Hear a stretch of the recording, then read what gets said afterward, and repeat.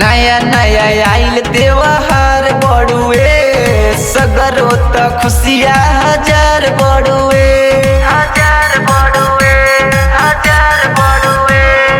नया नया आइल त्योहार बड़ुए सगरो त खुशिया हजार बड़ुए।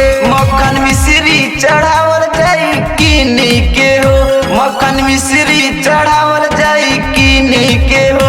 फिर आइल जन्मदिन बा कृष्ण जी के हो, फिर आइल जन्मदिन बा कृष्ण जी के हो।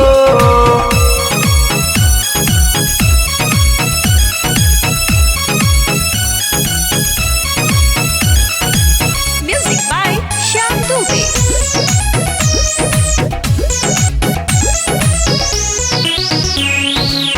गोकुल में अइले खुशी अनमोल, कृष्ण के नाम गूंजे देखा चारों ओर, देखा चारों ओर, देखा चारों ओर। सब भक्ति में नाचत गावत बाटे, कृष्ण के झुलुहा झुलावत बाटे। सभे मक्खन खियावे उनके खींची के हो, सभे मक्खन खियावे उनके खींची के हो।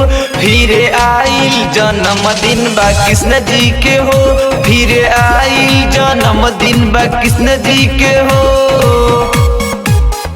फिर आइल जन्मदिन बा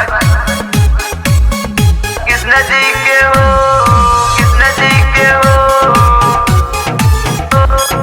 कृष्ण जी के हो। Music by Shyam Dubey.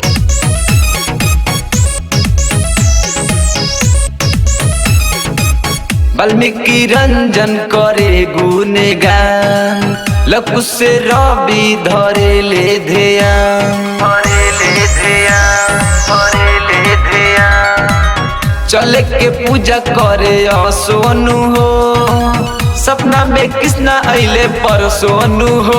अंगारीते से दर्शन कैले सोनू हो, अंगारीते से दर्शन कैले सोनू हो। फिर आइल जन्मदिन बा कृष्ण जी के हो, फिर आइल जन्मदिन बा कृष्ण जी के हो।